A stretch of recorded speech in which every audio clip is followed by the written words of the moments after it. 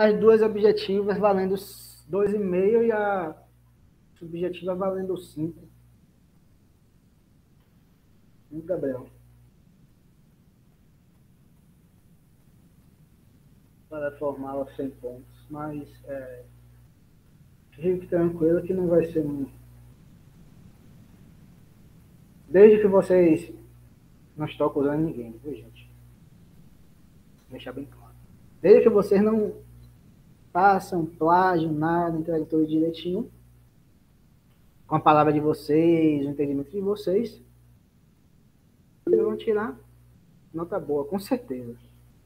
Diga, seu Gabriel. Professor, eu gostaria assim que se o senhor pudesse explicasse assim essas questões objetivas, que eu fiquei um pouco em dúvida, principalmente na primeira. Vamos lá. Deixa eu tirar isso aqui. Ô, professor, minha mensagem chegou aí? Chegou. Certo.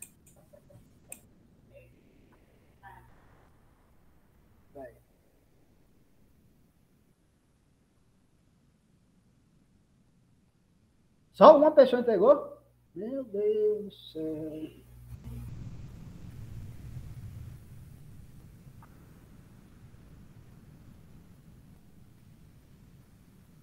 Trabalhos constituem conceito.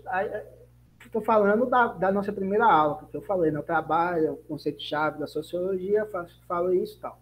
Aí eu puxo essa discussão para Durkheim. As duas primeiras são Durkheim e a última de Weber. Com relação a Durkheim, o argumento que o advento da modernidade, a religião perde substancial força enquanto instituição central no processo de integração social. Né? Aqui tem o quê? A moderna sociedade burguesa em relação às sociedades pré-capitalistas. Na nossa análise, Gabriel, o que nós falamos, né? O que foi falado na aula sobre solidariedade? Primeiramente, Durkheim fala de duas tipologias de solidariedade existentes. Uma ligada às sociedades pré-capitalistas e outra ligada à sociedade capitalista. Ele fala essa dicotomia, duas formas de solidariedade. Tá? E essas formas de solidariedade ela tem características, né? Características em que qual instituição social, vamos dizer assim, grosso modo, qual instituição social vamos dizer assim, é a mais importante ou é a central nesse processo de coesão social ou integração social. Coesão social, vamos utilizar assim como sinônimo de ambos, né? Coesão e integração, aquela analogia que eu fiz lá, né? Nas outras aulas, como cimento, né? O que leva as pessoas a viverem em sociedade, né? Por que as pessoas vivem em sociedade? Você tem um determinado tipo de sociedade, você tem a importância do que Durkheim fala de consciência coletiva, né? A consciência coletiva, aquela consciência que se efetiva mediada pelas religiões, né? Aí você tem a importância grande das religiões enquanto essa instituição social que faz com que as pessoas vivam em sociedade, né? Faz com que as pessoas tenham uma identidade social, tá certo? E na sociedade capitalista isso acaba, não, tá certo? Acaba em que sentido? A religião perde muito de sua força, tá? E há outros elementos que Durkheim vai apontar como os elementos essenciais para um processo de coesão social, ou seja, para as pessoas ainda viverem em sociedade. Deixa de ser a religião, a consciência coletiva. Passa a ser outra. Passa a ser outro elemento social. Que elemento social é esse? Eles vão ver aí. Vai ser a resposta. Tá? Mas, obviamente que eu estou perguntando sobre a moderna sociedade burguesa. Se eu estou perguntando sobre a moderna sociedade burguesa, uma das respostas, duas das respostas, vocês já vão tirar de cara, né? Que vai ser as respostas que vão estar dizendo que é o tipo de solidariedade predominante dentro da modernidade capitalista é uma, que é o errado. Mas você vai tirar duas. E o outro você vai discutir sobre o que ocupa o papel da religião nesse processo de coesão social. Eu vou até olhar, tá certo? Uma coisa aqui. Ai, ai, ai.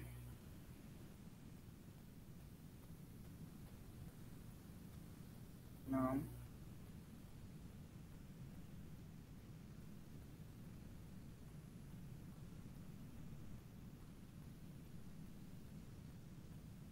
Tá no primeiro, a resposta está no primeiro, se você olhar o primeiro slide, você já mata a charada, Gabriel. Tá no mural. Professor, uma coisa que eu percebi é que, tipo, no texto, o senhor não deu de cara, assim, a resposta. Aí a pessoa lê o texto todinho e volta pro título, acha a resposta na hora. É? Eu não percebi isso. É mesmo. Aí, ó, olha como sua colega tá atenta, né? Ela já foi, né? E é mesmo. Agora que eu vi. Não está diretamente, não está explicitamente, mas está uma das palavras, né? Tá lá. Aí, ó. Aí a segunda foi sobre o objeto de nossa segunda aula sobre Durkheim, né? Nós falamos só sobre isso, esse conceito dele.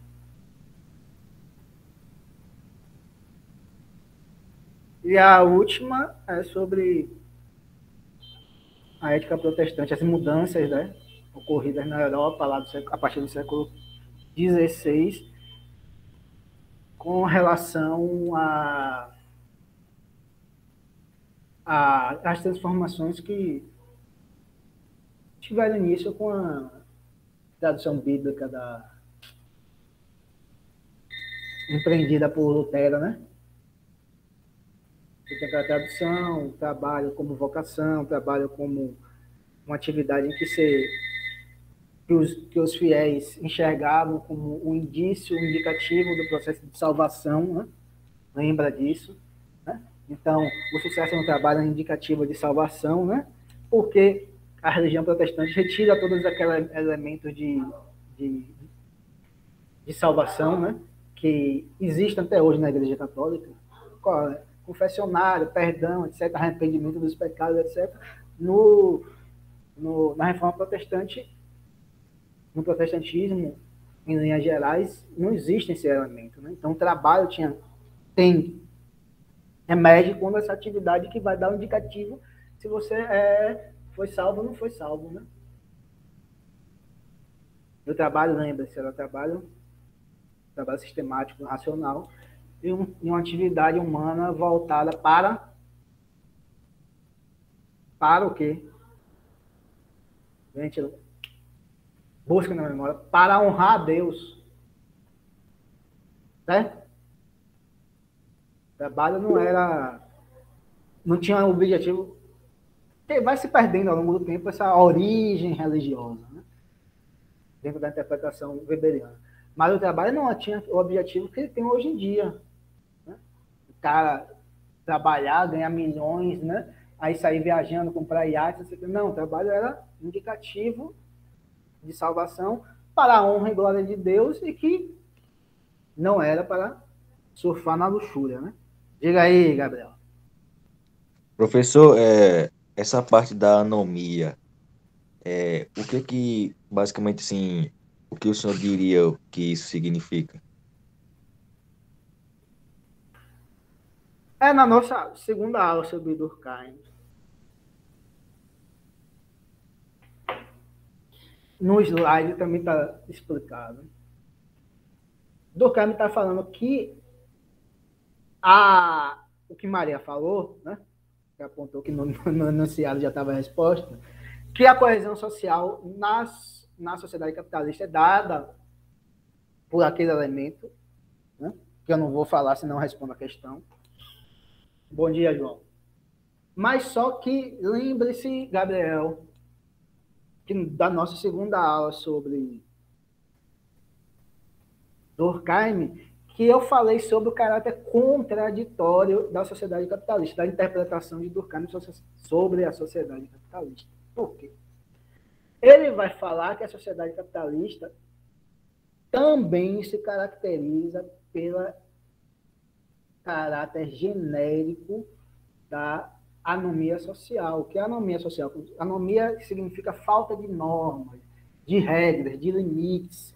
Aí lembre-se da nossa discussão, que eu falei sobre o caráter dual vamos dizer assim, da natureza humana, dos indivíduos sociais, né? Que eles chamam de homo duplex, né? Que é o indivíduo ligado a suas determinações biológicas, etc., seus desejos e tal, e o indivíduo social, né? O indivíduo biológico, ele se socializa, né? E a sociedade põe determinadas regras, limites, sentidos da vida, né? O que ele deve fazer, o que ele não deve fazer, o que ele deve almejar e o que não deve ser almejado, o que é lícito, o que não é lícito. Então, a sociedade é que impõe aqueles limites, né? A sociedade faz com que o indivíduo se torne indivíduo. Vamos falar assim. O exemplar da espécie humana se torne um indivíduo social. Então, é a sociedade que vai moldar, ele vai te podar mesmo, no sentido, né? Do desejo, dos ímpetos individuais da pessoa. Significa que, no capitalismo, a sociedade ela está em constante mudança. Suas regras, seus limites, né? Caracteriza pela mudança, né? Os valores que são positivos agora, mais na frente vão ser negativos. Há crises econômicas, né? Que operam também, que mudam essa lógica da sociedade. Também há, e eu apontei, não só as crises econômicas, mas períodos em que há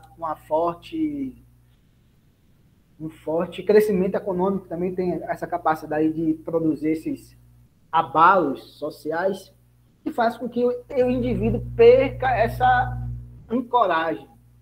Os indivíduos percam essa... Ou como é o nome daquele objeto que os navios usam para atracar?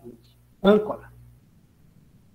Os indivíduos perdem sua âncora. Âncora no sentido de quê, né? No sentido de dar limites, né?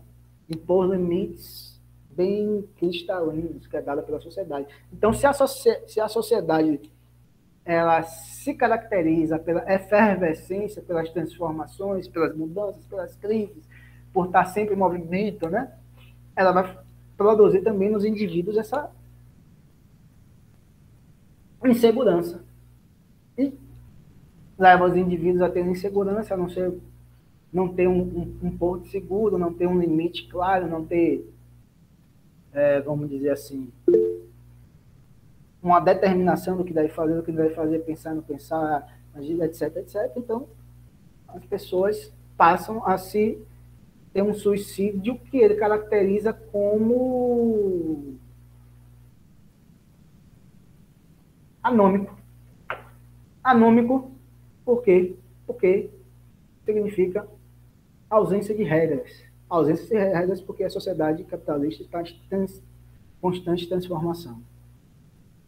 É instável. Ô, professor, licença. Porque assim, sabe? Ele fala da divisão do trabalho e fala sobre a anomia. E qual a diferença dos dois em relação a ele? A divisão do trabalho é o que dá coesão e a anomia é o que, vamos dizer assim, que produz crises. Ou seja, a anomia é o lado negativo da sociedade moderna, e a divisão do trabalho seria o lado positivo. Se a divisão do trabalho ela tem como função social a integração social, a anomia ela funciona como um processo de desintegração. Divisão, divisão do trabalho, integração social. Anomia, desintegração social. A anomia, polo positivo dessa sociedade, divisão do trabalho, polo positivo. Diga, Gabriel. Professor, a coesão social é tipo que unisse as pessoas, né? Beleza, Elisângela? Tranquilo? É meu louco esse Durkheim aí. Né? Ele poderia, eu não sou durkheimiano, longe disso, mas ele poderia responder. Não é Durkheim que é louco, é a sociedade capitalista que é louca, né? Eu vou dar um exemplo para ver se fica claro para vocês. Imagine Gabriel, sei lá, acordou lá acreditando que é um iluminado, é um messias, é um religioso, etc. Construiu uma nova igreja, uma nova religião, que ele é o chefe supremo dessa religião, e tem a Elisângela, Vitória, Maria Vitória e João Mateus como discípulos.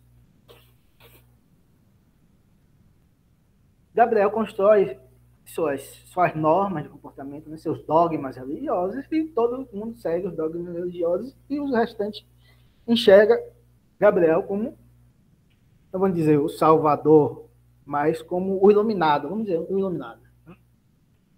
Significa o que isso, gente? Significa o que leva vocês a estarem juntos, viverem juntos. Tem lá um espaço que vocês vivem juntos, que vocês compartilham a vida de vocês de forma coletiva, etc, etc. Que leva você a aqueles dogmas que Gabriel trouxe. Então, esses dogmas que Gabriel trouxe, por exemplo, Gabriel trouxe mandamento primeiro, vocês só podem torcer pelo Corinthians. Acabou. Vocês vão ter que torcer pelo Corinthians, é religião, é dogma. Certo? O que vai levar vocês, o que leva vocês, além da figura do Gabriel, lógico, é justamente esses valores. Torcer pelo Corinthians, né? Gostarem de sociologia, tá certo? Tem o professor de sociologia como o melhor professor do IFPB, tá? Isso aí é brincadeira, né, gente? Mas é isso que está levando vocês a isso. Esses hipotéticos dogmas. Então, esses hipotéticos dogmas funcionam como valores sociais que integram vocês, que unem vocês. Entendeu? Ô, professor, é porque tem duas questões muito estranhas, sabe? O que seria solidariedade orgânica? É o tipo de solidariedade, de integração social, um nome que Durkheim chama. Ele só criou esse nome de solidariedade orgânica para caracterizar a moderna sociedade burguesa. Solidariedade orgânica significa que a integração social, a coesão social é dada na sociedade capitalista pela 3 pontos. A solidariedade mecânica é típica das sociedades pré-capitalistas e a integração social, a coesão social é fundamentalmente dada pela religião, pela consciência coletiva.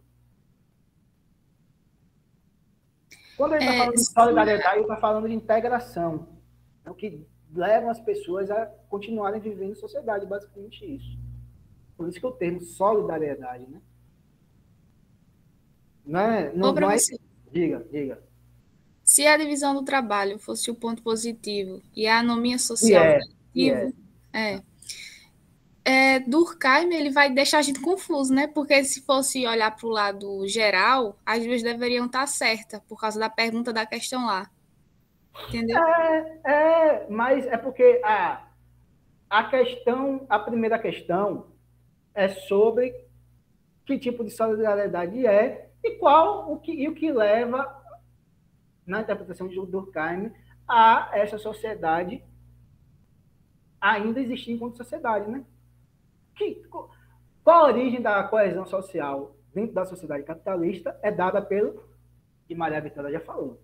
Apontou, ela não falou, mas ela apontou. É dada pela...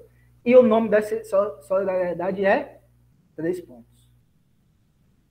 Vamos dizer assim, a primeira está ligada ao ponto positivo do entendimento de Durkheim e a segunda sobre o ponto negativo. É isso que eu estou falando, Elisângela. Elisângela,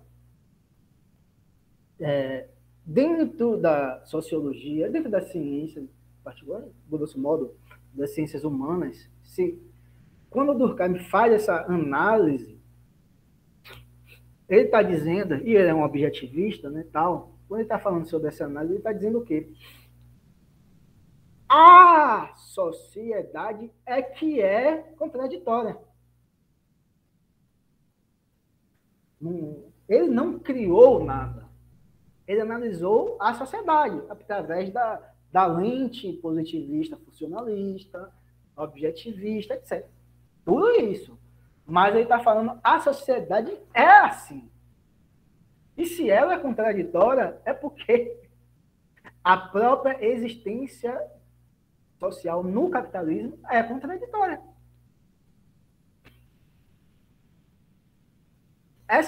Esse conceito de contradição é muito mais forte, muito mais presente na dialética materialista.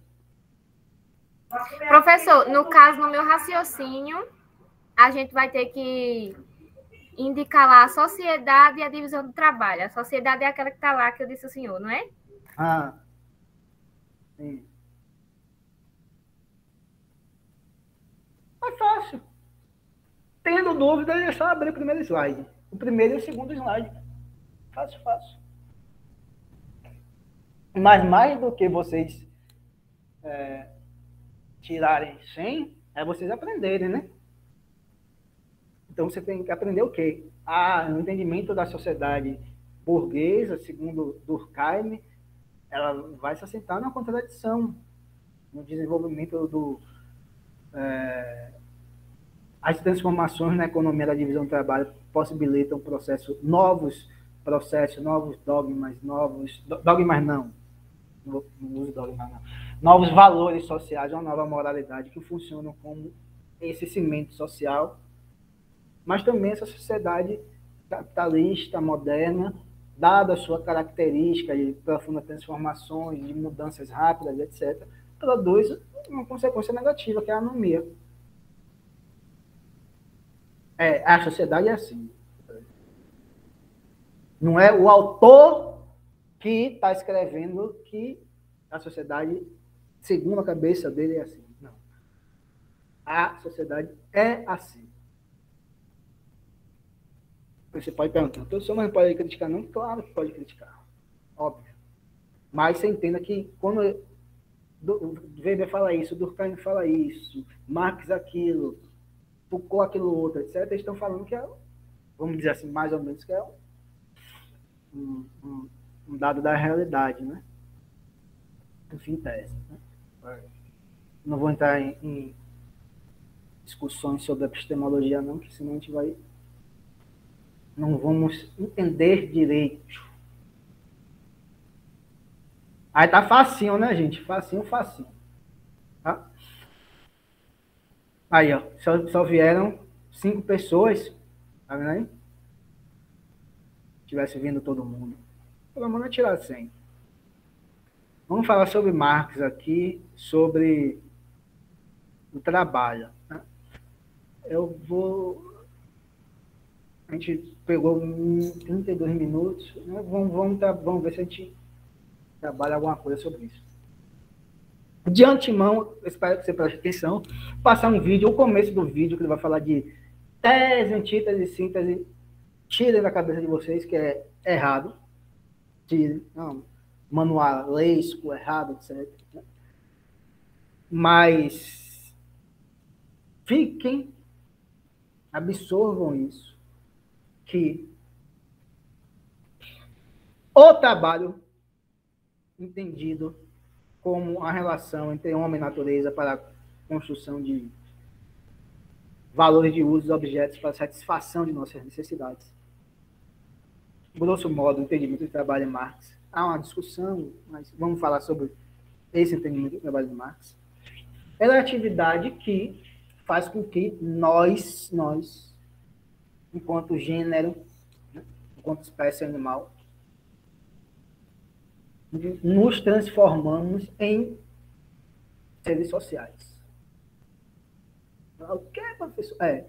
Segundo Marx, é por causa do trabalho que nós nos desenvolvemos enquanto sociedade que nós nos desenvolvemos e desenvolvemos uma realidade social que ela não é determinada diretamente pela genética, biologia, neurociência, o que quer que seja. Ele fala, para você ter uma ideia, para ficar claro para vocês, ele fala lá no Capital a distinção do trabalho humano por trabalho da abelha é que o trabalho humano ele é imaginado antes, tem uma pré-ideação. Bom dia, Emerson. E o trabalho da abelha, na construção de colmeias, etc., obedece a uma determinação biológica. Desde sempre foi assim. E desde que não haja um processo evolutivo que transforme a abelha em outro animal, será assim. Então, há uma determinação biológica. A humanidade ocorre isso? Não. No começo do desenvolvimento da humanidade, nós nos organizávamos para obter recursos naturais, para obter essas matérias-primas, machado, garfo, sei lá, faca, para construir cabanas, etc., de uma forma, hoje em dia, totalmente diferente. Tá certo? Então, o processo é totalmente diferente. Nós já construímos aviões, nós já construímos navios, nós já construímos, já chegamos na Lua, né? Nós já fomos no espaço, etc. Todo o desenvolvimento do trabalho. Então, o trabalho não tem... Nosso comportamento não é determinado diretamente pela biologia, como é nas abelhas. Então, as abelhas, há, sei lá, 5 milhões de anos atrás, se comportavam dessa forma e hoje se comportam de forma, se não idêntica, muito parecida. E vamos entender qual é o entendimento de trabalho para Marx, vamos entender por que o trabalho é central no pensamento de Marx e vamos entender por que o trabalho, a atividade de trabalho, é fundamental para se entender a crítica da economia política de Marx, a gente vai fazer na próxima aula, né? Nas vésperas do Natal, e por que o trabalho e as mudanças nas relações de trabalho são fundamentais para se pensar num processo de emancipação humana, vulgo socialismo e comunismo. Então, eu vou fechar o microfone agora para passar o vídeo. Tá? É rapidinho, 4 minutos.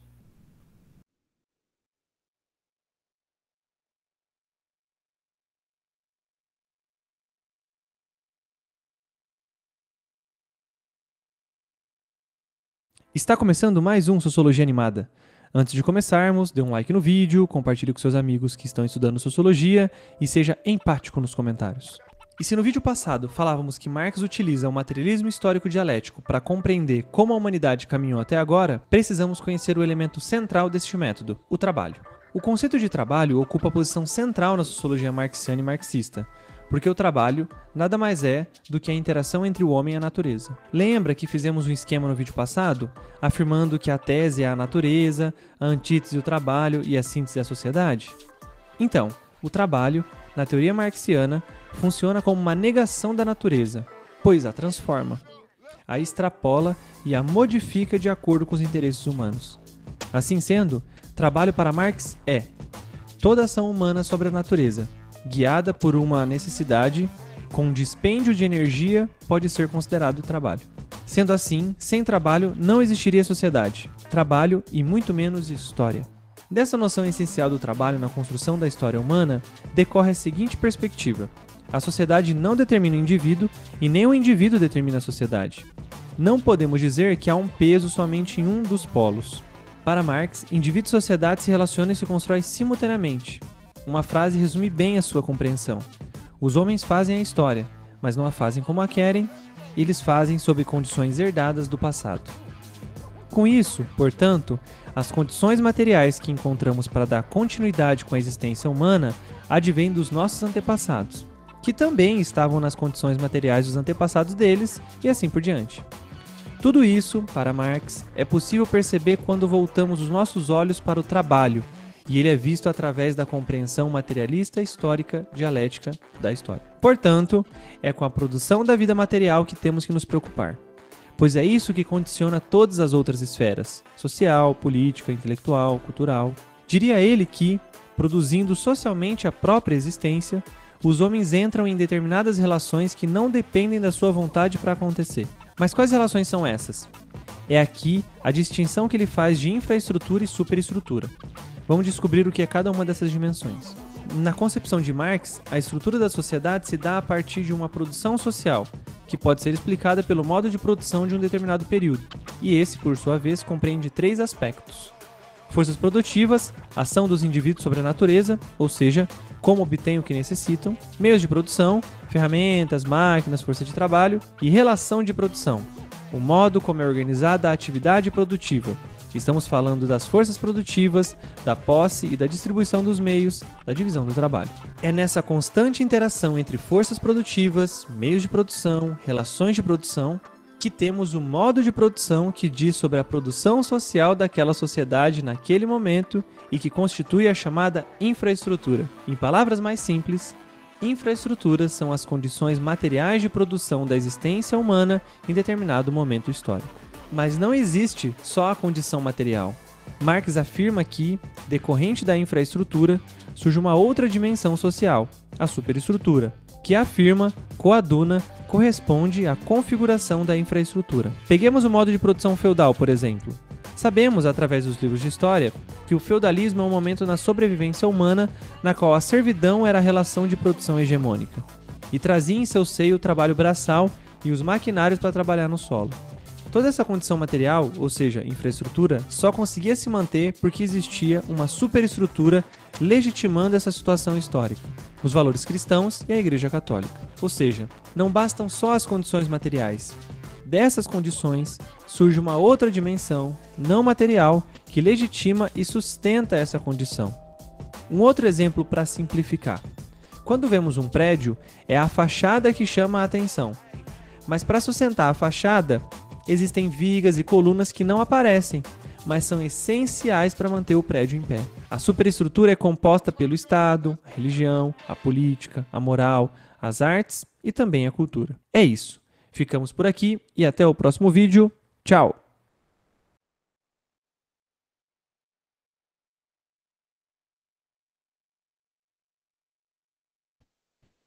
Oi, gente. E aí, gostaram? Vamos lá. Como falei, aquela parte do tese, antítese, joguem fora. Joguem fora. Interessante também que ele fala, tá na ideologia alemã, né? Que é o grande X vamos dizer assim, de uma teoria sociológica de Marx, né? Qual a teoria? Esse grande X, esse grande, vamos dizer assim, o pulo do gato. É justamente a centralidade que ele vai dar, né? Vamos dizer, a importância que ele vai dar, né? Com relação às relações econômicas, né? As ações de produção e reprodução da vida social, né? Dado pelo trabalho, justamente. Você pega algumas teorizações, tanto a filosofia, história, etc., todas as grandes ciências humanas, algumas, muitas, né, vão partir de sua análise sem fazer nenhum tipo de relação, de vinculação com a própria, que o vídeo fala, com a própria infraestrutura de uma determinada formação social. Então, eles discutem lá, fazem essa discussão toda sem nem ao menos fazer uma vinculação quanto das relações econômicas de um dado período histórico. Por exemplo, pense as discussões sobre, vamos falar de uma ciência humana, com todos os cuidados e os respeitos, que eu não conheço praticamente nada, mas a psicologia, né, a psicologia estuda, etc., basicamente, né, a influência do behaviorismo, etc., de outros vertentes da psicologia e tal, mas a psicologia, basicamente, o grosso, talvez, a totalidade, não a sua totalidade, mas, vamos dizer assim, as escolas mais tradicionais, as mais importantes dentro da universidade, que tem mais, vamos dizer assim, mais saída midiática também, né? Mais importância, né? Mais midiática, vão ser escolas psicológicas, psicanalistas, etc., que vão entender o comportamento humano, a psique humana, sem nenhum tipo de contextualização histórica, sem nenhuma relação com o modo de produção capitalista, com os modos de produção, etc., né? E fazem, por exemplo, o Lukács tem uma crítica interessante nesse sentido sobre Freud, né? Mas tem outros psicólogos que estudaram essa determinação, essa relação entre indivíduo e sociedade, né? Alguns russos, etc. Mas aqui no Ocidente, aqui no século 2021, é basicamente o entendimento dos problemas psicológicos sem nenhuma vinculação com o contexto social. Nenhum. E sem vinculação também com as relações materiais de existência, como uma determinada, por exemplo, fazer, grosso modo, como a sociedade capitalista, na sociedade capitalista, dentro de suas características individualistas, etc., etc., há uma propensão ao desenvolvimento de determinadas, fala assim, transtornos psicológicos, como a depressão, né? Como nessa sociedade capitalista, etc., há um estímulo para determinado tipo de comportamentos que vai ter como, vamos dizer assim, como comportamentos típicos, ou como comportamentos normais, o comportamento depressivo, como falei, o comportamento, a ansiedade, etc., etc. Porque Marx está falando isso. Marx vai falar aqui. Não sei se ficou claro com esse exemplo da psicologia, mas o que Marx vai criticar nessas tendências de interpretação da realidade social, principalmente no que ele chama de filosofia idealista alemã, que não levava em consideração esse fato histórico, o que ele chama de primeiro fato histórico, né? Que foi a organização social, a organização das atividades econômicas. Na ideologia que ele escreve junto a Engels, olha o que ele vai falar. Na medida que Feuerbach é um dos chamados hegelianos de esquerda, né?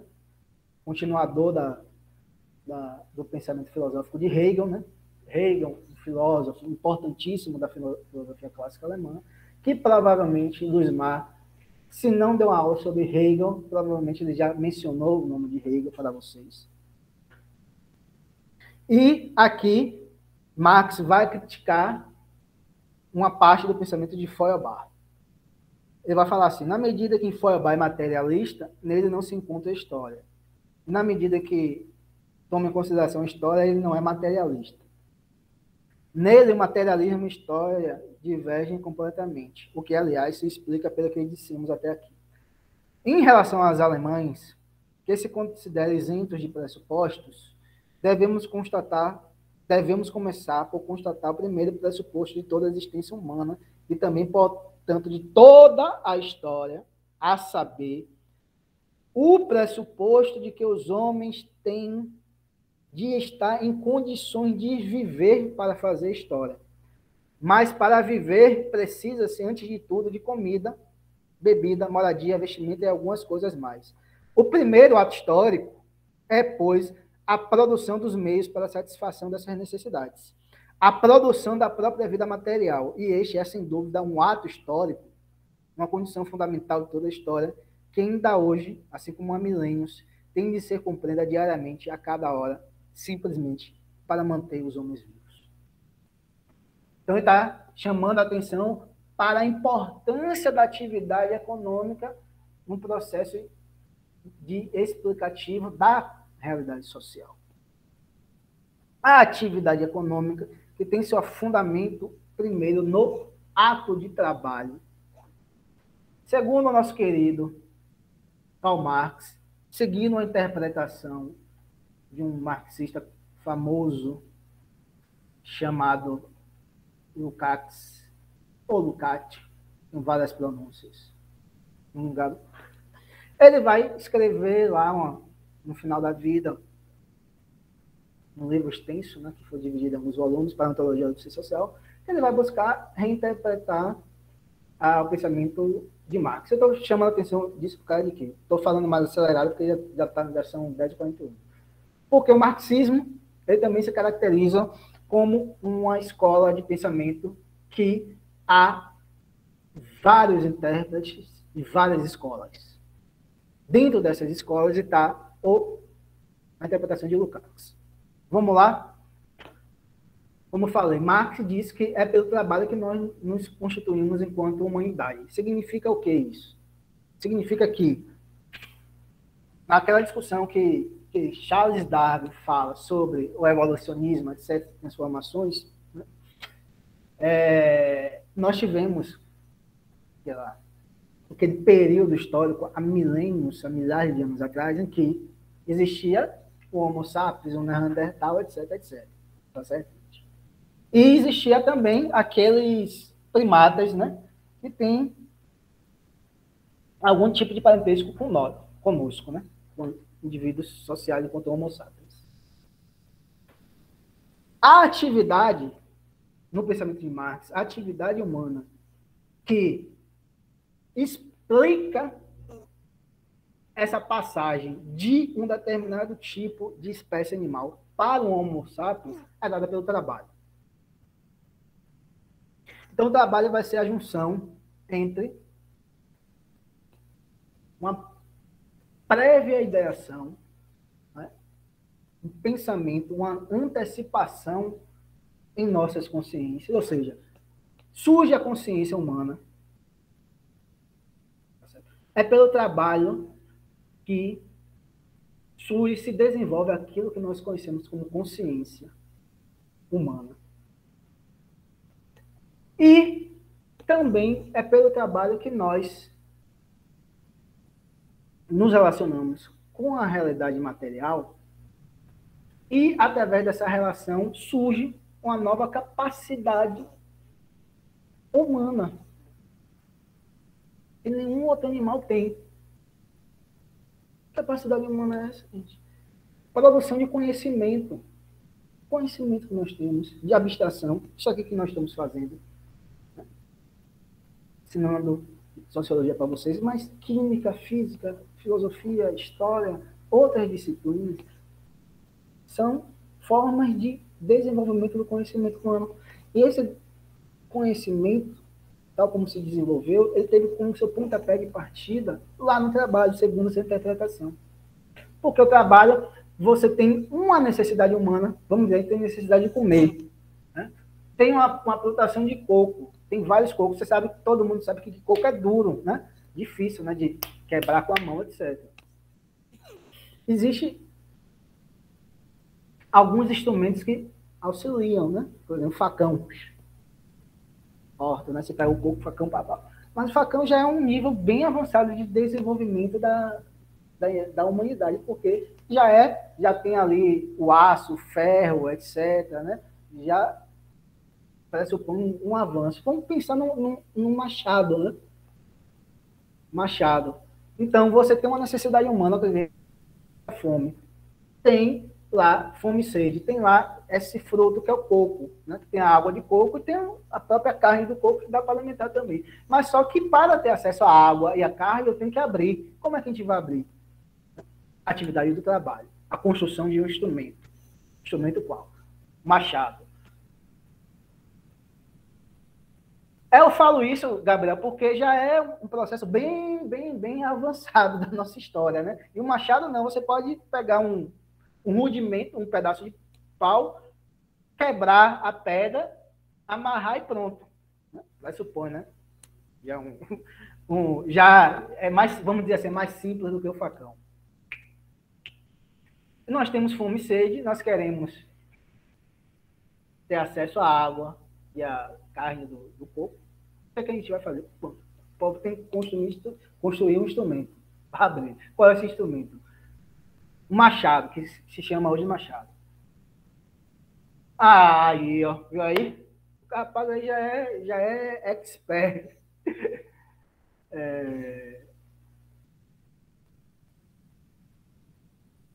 Vamos fazer o seguinte. Gabriel, você está na área da cutelaria. Você já imaginou a possibilidade de construir, por exemplo, um facão, uma faca, etc. Qualquer instrumento desse de cutelaria. Você tendo como matéria-prima principal folhas, seria possível? Folha de bananeira. Pronto. Imagine a folha de bananeira.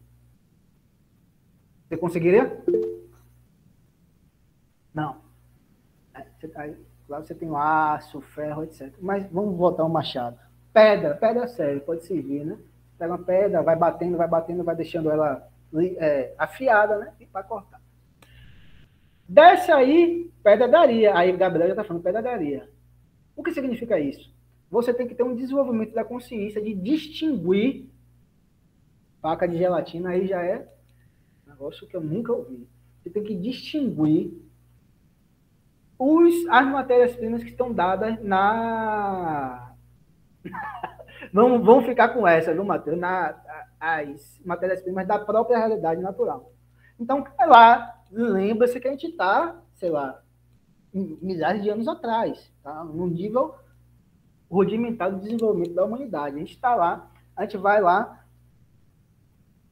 folha, não pode, pedra, afiou, pegou a madeira, conseguiu, cortou, bateu, pronto, abrimos, facilitamos nossa alimentação.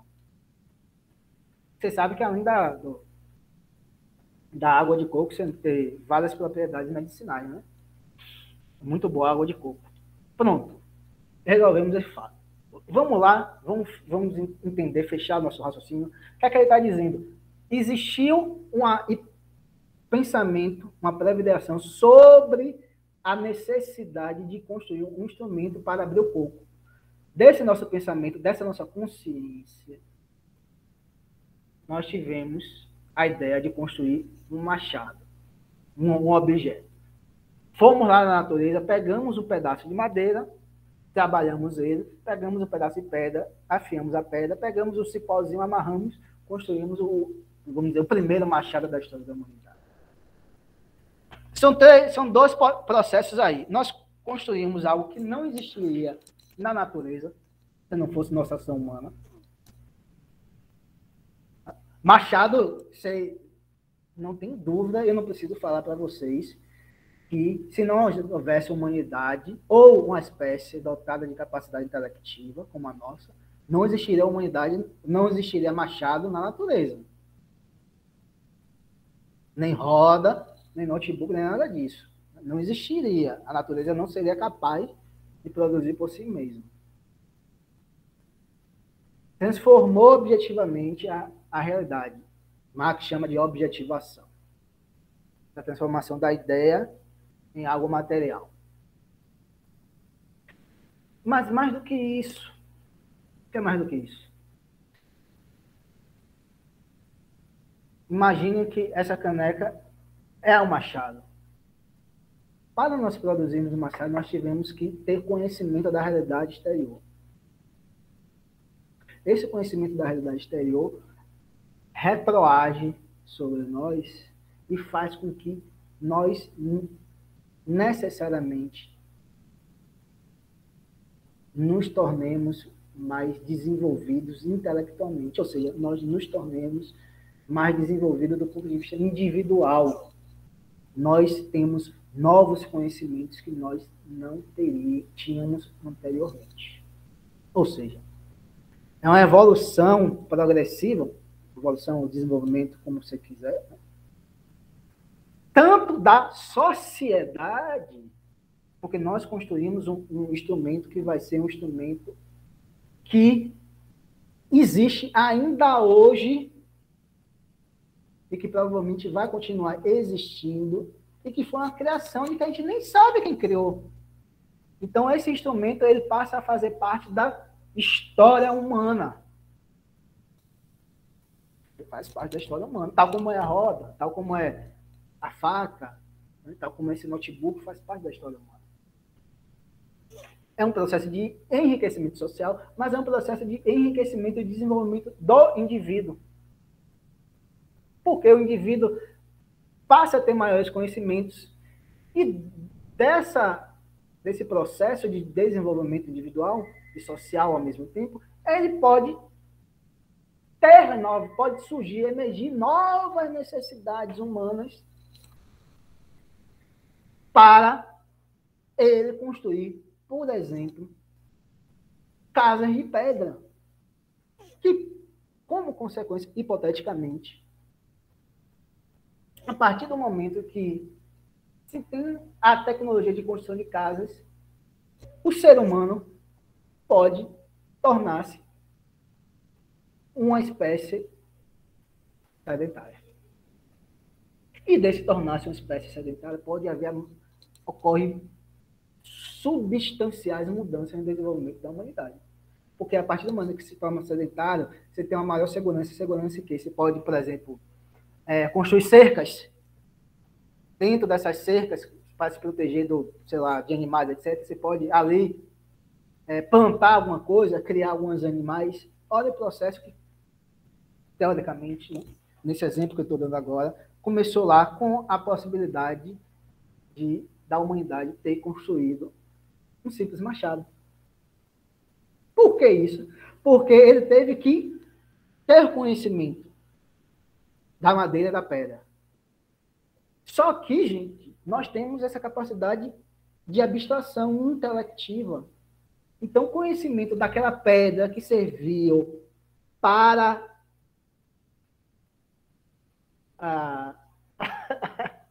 aí eu não sei, viu, Gabriel?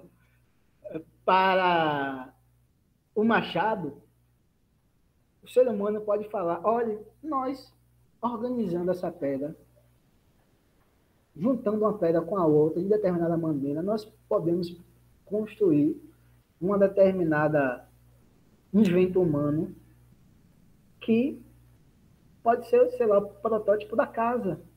Olha como é. O conhecimento da pedra singular para a produção do machado, ele se socializou e teve como base, como fundamento, a possibilidade de nós construirmos outros instrumentos. Por exemplo, a casa de pedra. A madeira, vamos falar assim, madeira tem mais exemplos. A madeira, cabo.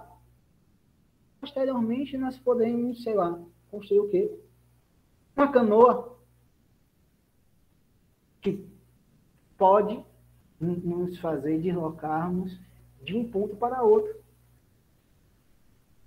Depois, uma jangada, exato. Posteriormente, a gente vai falar, olha, a qualidade da madeira nos possibilita criar uma jangada. Aí depois nos possibilita criarmos cadeiras, mesas. Então, o que eu estou querendo falar é que esse conhecimento particular, ela se torna um conhecimento da humanidade e se torna um conhecimento que pode originar outros objetos completamente diferentes que o machado inicial. Olha que o ato de trabalho, o entendimento de Marx e muito de Lukács. Olha o desenvolvimento tanto para o indivíduo quanto para a sociedade, tem o seu pontapé inicial com o trabalho. Mas lembre-se, o trabalho, ele está falando num nível de abstração muito grande, por exemplo, seria um trabalho livre, solidário, livre. Com o desenvolvimento da sociedade, com a complexificação do desenvolvimento social, com o surgimento de sociedades baseadas, fundamentadas em classes sociais distintas, o trabalho ele perde esse caráter livre e torna-se compulsório. Então, essa característica positiva do trabalho que Marx está apontando como capaz de produzir algo novo e de enriquecer nossa subjetividade, ela vai se perdendo ao longo do tempo.